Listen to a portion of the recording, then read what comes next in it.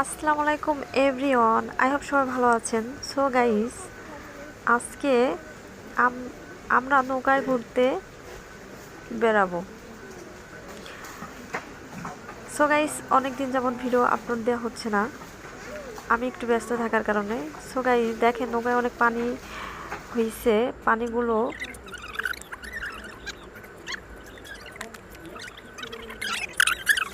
ফেলানো হয়েছে এবং নৌকায় উঠে গেলাম। এখন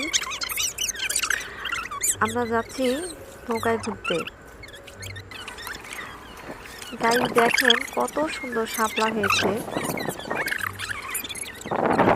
অনেক শাপলা গাছ, এখানে অনেকটা শাপলা গাছ।